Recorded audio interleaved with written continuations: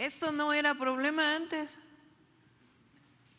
Para los que hoy defienden a capa y espada al INAI, se les olvidó la corruptela. Esta es la Auditoría Superior de la Federación, que en su momento cuando salió en Contralínea, en La Jornada, en otros medios de comunicación. Entonces, desde 2018, trabajadores y extrabajadores han denunciado que altos mandos del INAI les exigen a la quincena entre 10 y hasta 60% de sus sueldos. Pero eso no era problema para la estabilidad del país. ¿Por qué? Porque era parte de la cultura, decían, ¿no? La corrupción. También se detectó a personal que no labora directamente en las oficinas del INAI, Auditoría Superior de la Federación. Lo que sigue. Nepotismo. La auditoría forense descubrió lazos de parentesco desde padres, hijos, hermanos, primos, tíos, esposos, incluso omitiendo requisitos para poder ocupar diversos cargos de puestos en donde tiene que haber carrera. Adecuación de los requisitos de los perfiles de puesto para incorporar al INAI a personas que no cumplían con los mismos. La auditoría también documentó que los 7 comisionados, entre ellos los 4 que se mantienen vigentes, habrían incurrido en gastos indebidos relacionados con pagos de comidas, desayunos, viajes al extranjero y al interior del país, así como el manejo de la tarjeta corporativa American Express para ir a centros nocturnos. Ya no lo puso Paulina, pero yo lo puedo decir.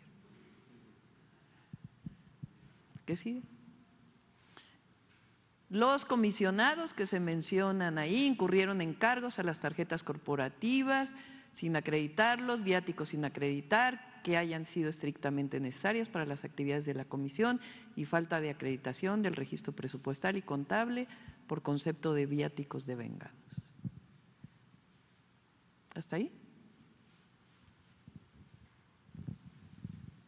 Va a haber más transparencia ahora, pero no va a haber corrupción, eso sí. Entonces, la desaparición del INAI como organismo autónomo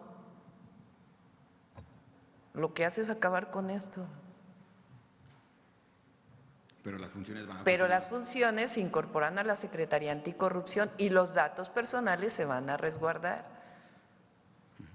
Y vamos a generar mecanismos de obligatoriedad de transparencia de todas las secretarías en donde fácilmente la ciudadanía pueda revisar las funciones, el gasto, todo lo que hace el Gobierno de México.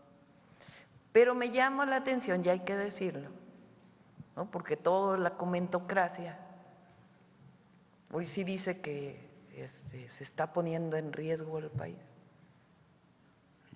La transparencia ahí tiene que estar y es una de las obligaciones sustantivas de los gobiernos. La rendición de cuentas, la transparencia y la protección de datos personales. Pero lo que ya no va a haber es 1,000 millones de pesos que se destinaban para esto. Porque entonces ahora, lo dije hace poco, o sea, está el INAI y para que no haya corrupción en el INAI, entonces ¿qué hay que crear otro organismo que revise al INAI? Pues no, que se cumpla la ley, eso es todo.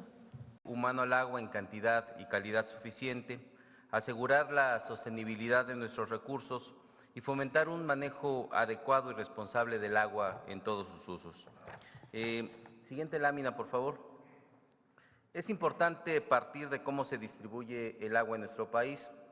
Como se aprecia en la gráfica, el 76% está destinado para el sector agrícola, el 9% para la industria y la generación de energía y el 15% se destina para el uso público urbano. Siguiente lámina, por favor. El Plan Nacional Hídrico se basa en 4 ejes: política hídrica y soberanía nacional, justicia y acceso al agua. Para que haya prosperidad compartida debe haber agua para todas y para todos. Mitigación del impacto ambiental y adaptación al cambio climático y una gestión integral y transparente de nuestros recursos. Siguiente lámina, por favor. Antes de entrar a las acciones del plan, quiero mencionar dos antecedentes que son importantes. Por un lado, compartir con ustedes el origen y el problema del actual sistema de concesiones. Con la llegada, como se puede ver en la gráfica, durante 75 años, que comprenden de 1917 a 1992, se entregaron en el país alrededor de 2.600 títulos de concesión. Con la llegada de Salinas de Gortari al gobierno y esta visión neoliberal que consideró al agua una mercancía, tan solo en una década se entregaron más de 360,000 títulos de concesión. Y esta decisión dio todo un giro a la gestión del agua en nuestro país, porque los intereses económicos que se originaron también dieron paso a prácticas como el acaparamiento, la sobreexplotación, el sobreconcesionamiento y toda una serie de afectaciones que desafortunadamente seguimos viviendo. Por otro lado, en el 2018, con la llegada de la Cuarta Transformación, hubo un cambio de rumbo, hubo un cambio de mentalidad. Se implementaron acciones en favor del derecho humano al agua, sobre todo en favor de nuestras comunidades más desprotegidas y de los pueblos originarios. Siguiente lámina, por favor. Ahora bien, retomando nuestras acciones, vamos a iniciar por ordenar las concesiones. Estamos revisando el uso y el aprovechamiento de todos los títulos de concesión. Estamos identificando aquellos que no están siendo utilizados con la finalidad de que ese volumen se reincorpore a la disponibilidad nacional. Siguiente lámina, por favor. Vamos a crear el Registro Nacional de Agua para el Bienestar. Actualmente el Registro Público del Agua, el REPDA, se alimenta de información contenida en 4 sistemas, 4 plataformas distintas, y esto ha complicado la integración de la información. El nuevo Registro Nacional de Agua para el Bienestar va a concentrar toda la información en una base de datos única y también va a tener una sola ventanilla de entrada. Y esto nos va a permitir una gestión más eficiente, que exista total transparencia y sobre todo cero corrupción. Siguiente lámina, por favor. También vamos a implementar un programa de inspección en todo el país para ordenar el uso y aprovechamiento del agua, esto en coordinación con estados y municipios, así como con distintas dependencias del gobierno. Pero nuestro principal colaborador va a ser el pueblo de México, por lo que hacemos un llamado para que se denuncie cualquier irregularidad en cuanto al uso del agua a través del correo denunciaciudadana@conagua.gov.mx. Siguiente lámina, por favor. Uno de los grandes problemas que se generó con el modelo neoliberal fue la creación de un mercado alterno en donde unos cuantos se aprovechan para hacer del agua un negocio. Por ejemplo, hay quien tiene un título de concesión agrícola, no lo utiliza y vende esa concesión a un desarrollo inmobiliario o a un complejo industrial, primero bajo un cambio de uso y luego bajo una supuesta transmisión. O hay quien tiene un título de concesión, tampoco lo utiliza y paga una cuota de garantía por mantener ese derecho de agua apartado, tener agua apartada, es decir, especula con el agua. Por eso vamos a promover reformas a la Ley de Aguas Nacionales en lo relativo a transmisiones, cambios de uso y cuotas de garantía, para terminar con cualquier tipo de especulación y cualquier tipo de mercado alterno. Y también vamos a promover la expedición de la nueva Ley General de Aguas. Vamos a defender el agua que le pertenece al pueblo. Siguiente lámina, por favor. Otro aspecto relevante es el trabajar, vamos a emitir un decreto de facilidades para regularizar las concesiones que se encuentran vencidas, siempre y cuando éstas cumplan con la ley y siempre y cuando exista la disponibilidad suficiente. Esto va a permitir que un poco más de 25,000 productores agrícolas y pecuarios, sobre todo medianos y pequeños, puedan acceder a créditos, puedan acceder a subsidios y también a programas. Actualmente no lo pueden hacer porque su documentación no se encuentra en regla. El agua deja de verse como una mercancía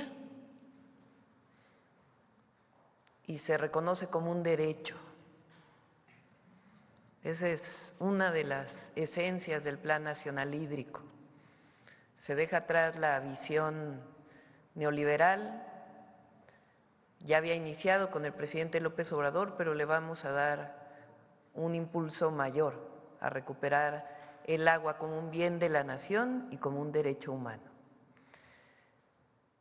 ¿Qué tiene de esencia? Uno, ordenar las concesiones. Hay usuarios que tienen una concesión de agua, pero no la usan. En algunos casos hasta la venden. Entonces, ¿quién se beneficia de esa concesión? El particular. Entonces, lo que queremos es que esa agua que no se usa se le regrese a la nación para que se pueda disponer de ella, porque hasta los municipios tienen la concesión de agua. El agua le pertenece a la nación. Entonces, ordenar las concesiones. Y ahí afortunadamente hemos tenido mucho diálogo a partir de Conagua, con industriales, con distritos de riego, y están dispuestos incluso de manera voluntaria a regresar esa concesión de agua que tienen, que no la están utilizando. Entonces, ordenar las concesiones. Eso nos va a permitir disminuir la sobreexplotación y poder disponer de agua que hoy está concesionada para otros usos, principalmente para el consumo humano. 2, eficiencia en el riego agrícola, es decir, tecnificar el riego. Tenemos identificados distritos de riego, se está hablando con ellos, se va a financiar una parte, otra parte será financiada por los estados y otra parte directamente por los usuarios. Entonces, la tecnificación del riego nos va a permitir ser más productivos en el campo y tener disponibilidad de agua, esa agua que no se va a usar porque ahora se va a usar más eficiente para disponerla para otros usos. 3, un plan maestro, municipios, estados y Gobierno de México, para que los recursos federales, estatales y locales los pongamos todos a trabajar conjuntamente, para que no cada quien trabaje por su lado. Entonces, un plan maestro, municipios, estados y federación para infraestructura de agua potable. 4, proyectos estratégicos de agua que están definidos para poder, a partir de todo esto, hacer inversiones que permitan destinar agua ahí en donde en este momento hay mayor necesidad de uso humano, de derecho al agua. Y 5, saneamiento, la parte ambiental. Vamos a restaurar varios cuerpos de agua y en particular 3 ríos. Todo esto es parte de un plan nacional integral en donde una de las primeras acciones es esta firma que se hace el lunes, que se ha venido trabajando ya por meses, en donde hay incluso industriales que van a decir: yo regreso esta agua que tenía concesionada porque en este momento no la estoy utilizando, e incluso compromisos de inversión privada para cumplir con las normas, para reciclar agua, para utilizar en la industria agua tratada. Entonces, todo esto es parte de este plan. Estamos contentos, entusiasmados, y hay recursos que le va a destinar la Federación para todos aquellos que dicen que no va a haber recursos. Hay recursos a partir del 2025 y en adelante para poder cumplir este plan ambicioso, histórico, Plan Nacional Hídrico para México. A estas universidades. Pues desconocimiento total.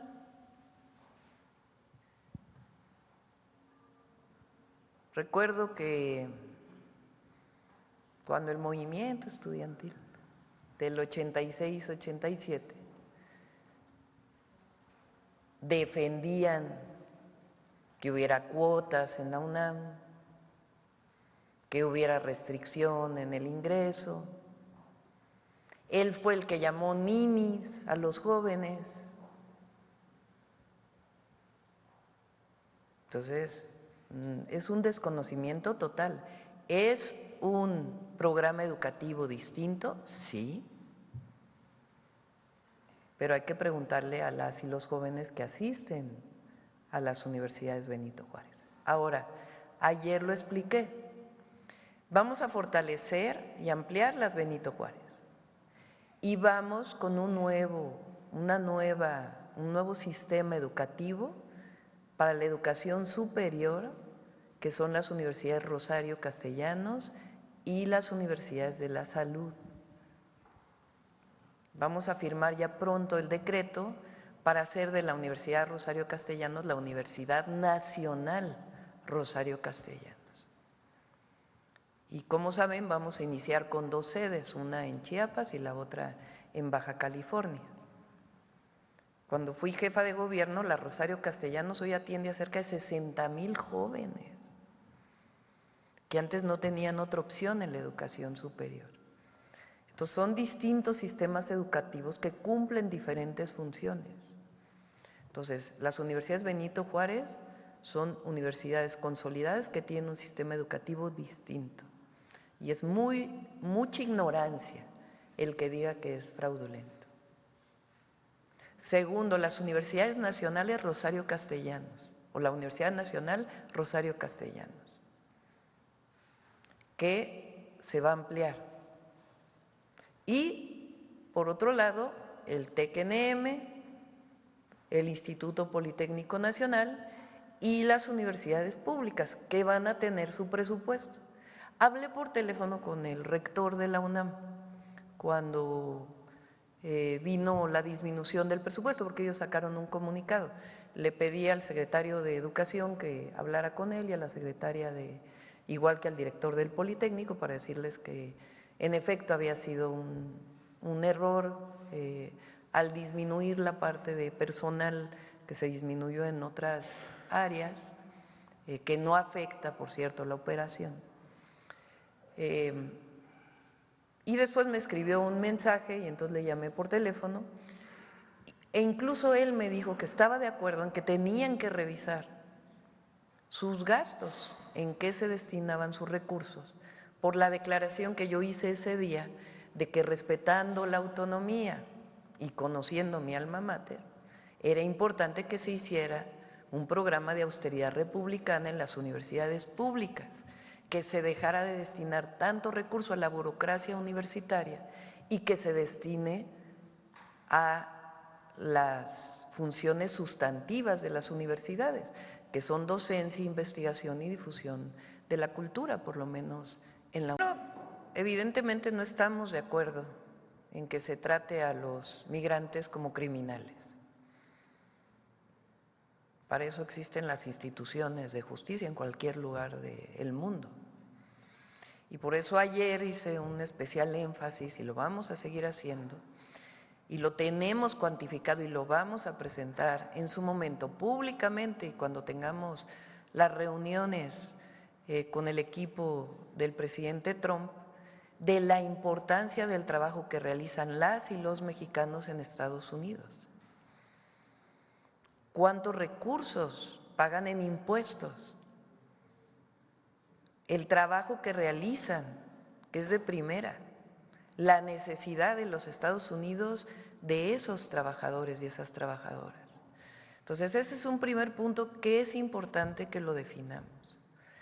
Segundo, en caso de que hubiera deportaciones, nosotros vamos a recibir a las y los mexicanos y tenemos un plan para ello, pero vamos a trabajar previo a ello en demostrar que no tienen por qué deportarse a nuestros connacionales que están del otro lado de la frontera, que al contrario, benefician incluso a la economía de los Estados Unidos. Entonces, eso en primera. Ahora, tenemos un plan y lo estamos desarrollando. De hecho, hoy hay una reunión sobre ese tema con el gabinete, sobre los distintos temas que vamos a tratar con la administración del presidente Trump. Comercio, migración, seguridad, hasta cuestiones culturales, de amistad, todo lo que tiene que ver con la relación bilateral y trilateral también con Canadá en el caso del TEMEC. Entonces, todavía no hay una reunión, pero esperamos que se pueda dar para poder mostrar pues toda esta información, porque a veces con una frase que no tiene un sustento se acusa, por ejemplo, a las y los mexicanos en Estados Unidos. Y la otra, pues, es todo el fortalecimiento de los consulados, que también estamos trabajando. Entonces, porque he leído por ahí que dicen que la presidenta y su equipo no están preparados. No, sí tenemos un plan, estamos preparados y en su momento, cuando sea propicio, vamos a hacer pues estas conversaciones con el equipo del presidente Trump. El primer ministro no está de acuerdo en sacar a México del tratado. Me lo comentó muy claramente y acordamos pues seguir dialogando. Ellos pues tienen también sus propias elecciones pronto, entonces también usan estos temas como parte de una campaña electoral. Pero el primer ministro no está de acuerdo y hay que recordar que quien en su momento defendió que Canadá se quedara en el tratado fue el presidente López Obrador, porque había la idea de entonces presidente Trump de que fuera nada más México-Estados Unidos. Ese es lo primero. Lo segundo, me preguntó de una marca de vehículos de fabricación china, que si había una planta en México. Es una marca de vehículos eléctricos, y le dije, la única planta de esa marca que hay en Norteamérica está en Pasadena, California. O sea, está en Estados Unidos. Entonces, nosotros tenemos también nuestro propio programa de fortalecimiento de la economía nacional, de disminución de importaciones, por ejemplo, que vienen de Asia. Pues es un tema, por supuesto, que tiene que ver con el tratado, pero de fortalecimiento de nuestra economía y de disminuir la dependencia. Lo mismo que en el caso, por ejemplo, de granos o de otros productos agrícolas, que estamos fortaleciendo la autosuficiencia alimentaria, como en el caso del frijol, por ejemplo. Pero ese es un asunto de desarrollo nacional. Entonces, Estados Unidos se beneficia mucho y Canadá del tratado, porque tal parece que solamente es un beneficio para México y no. Estados Unidos tiene grandes beneficios. Es un tratado que firmó el propio presidente Trump. Entonces, nosotros creemos que hacia adelante hay muchos argumentos, muchos datos, mucha información que fortalecen el mantenimiento o que se mantenga el tratado, y en su momento, en el 2026, va a haber una revisión, ni siquiera es una renegociación, es una revisión, como fue pactado en su momento.